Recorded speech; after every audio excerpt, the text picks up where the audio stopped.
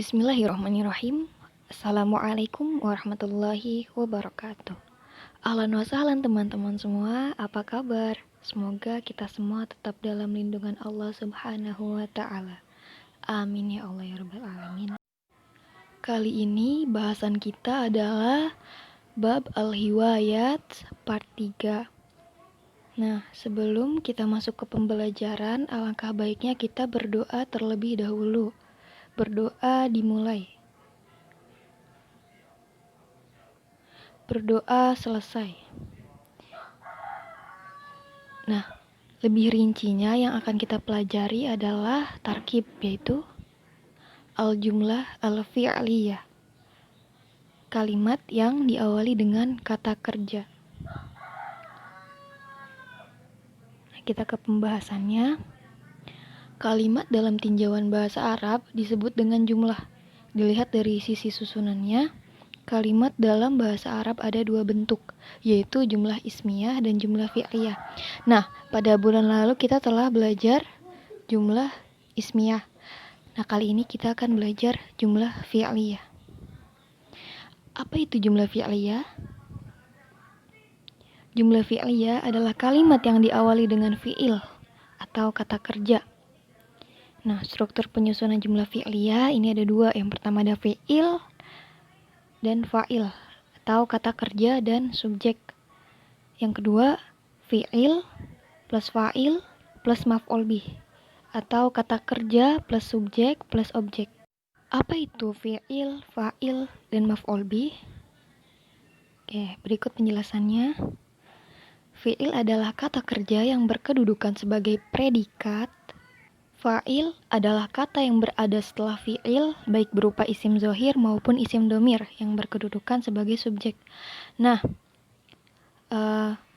fa'il ini bisa diibaratkan sebagai pelaku dari si fi'il atau kata kerja, teman-teman, supaya lebih mudah memahaminya. Langsung selanjutnya, maf'ul bih. Maf'ul bih adalah kata yang berada setelah fi'il dan fa'il yang berkedudukan sebagai objek. Dari dua struktur penyusunan jumlah fi'liyah ini terdapat perbedaan. Coba perhatikan teman-teman, apa perbedaannya? Perbedaannya terletak pada objek. Nah, yang berwarna biru tidak ada objek pada strukturnya. Dan yang berwarna merah terdapat objek pada strukturnya. Dari perbedaan ini, jumlah fi'liyah dikategorikan berdasarkan objek. Ada dua kategorinya. Yang pertama, fi'il lazim. Dan yang kedua, fi'il muta'addi. Untuk lebih jelasnya, kita lanjut ke slide berikutnya. Pembagian fi'il berdasarkan kebutuhan objek. Yang pertama ada al-fi'lul lazim atau fi'il lazim. Apa itu fi'il lazim? Fi'il lazim merupakan kata kerja yang tidak membutuhkan objek atau maf'ul bih. Nah, susunannya seperti yang tadi, fi'il dan fa'il. Contohnya, tajlisu Fatimatu. Fatimah duduk. Seperti pembelajaran kita sebelum-sebelumnya ya teman-teman. Warna ini disesuaikan dengan pembelajaran. Yang berwarna hijau itu fi'il dan yang berwarna merah itu fa'il. Begitu pula artinya, menyesuaikan dengan warna pada bahasa Arabnya. Yang berwarna merah ini untuk arti bahasa Arab warna merah dan yang berwarna hijau untuk arti bahasa Arab yang berwarna hijau. Begitu teman-teman. Jika teman-teman menanyakan, kenapa sih tidak ada objek? Nah, kalimat ini tidak memerlukan objek untuk menyempurnakan maknanya. Oleh karena itu, fi'ilnya termasuk fi'il lazim. Tajlisu Fatimah, Fatimah duduk. Ya, mungkin lebih mudahnya kita mengibaratkan seperti ini teman-teman. Di sini kan ada tajlisu, duduk. Duduk itu kata kerja. Oke, kita berpikir duduk, objeknya pasti tempat duduk. Jadi, walaupun kita tidak memasukkan objek pada kalimatnya, kita sudah mengetahui nih, Fatimah duduk di tempat duduk.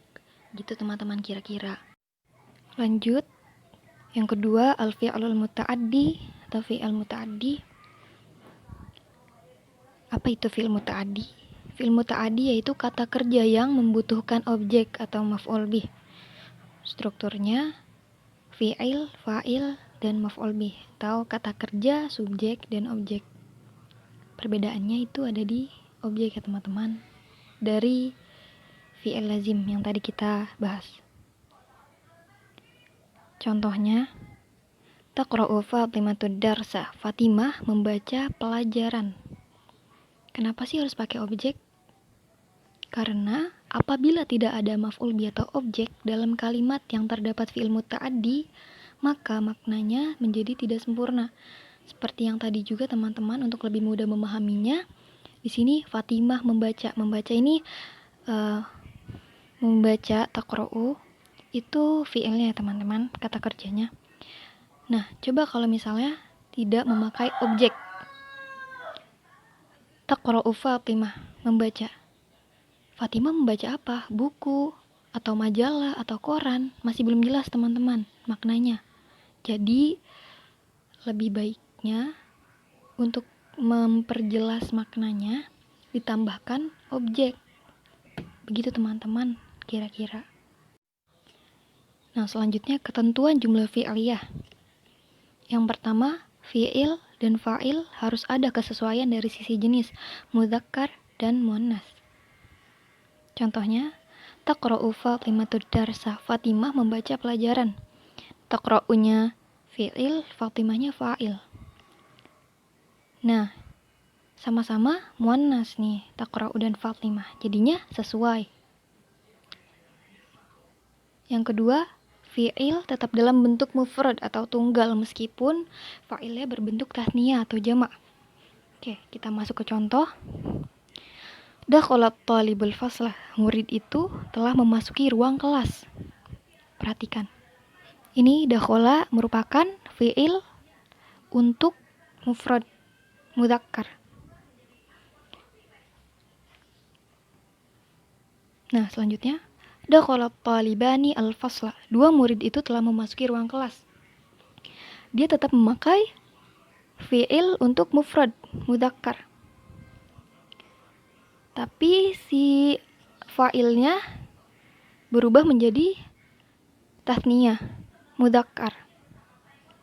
Nah, jadi si fi'ilnya ini, teman-teman, itu tetap dalam keadaan mufrad dan sesuai dengan mudzakkar muannas pada fa'il. Begitu teman-teman. Kita lanjut. Yang ketiga, i'rab fa'il adalah rafa dengan ditandai. Yang pertama, harokat dhamma jika isim mufrad dan jamak taksir. Gimana sih? Ini contohnya teman-teman. Dakhalat talibul faslah. Murid itu telah memasuki ruang kelas. Ini harokat dhamma. Dan ini isimnya mufrad. Tambahan alif dan nun jika isim tasniyah. Tambahan waw dan nun jika isim jamak mudzakkar salim. Tambahan alif dan ta jika isim jamak muannas salim.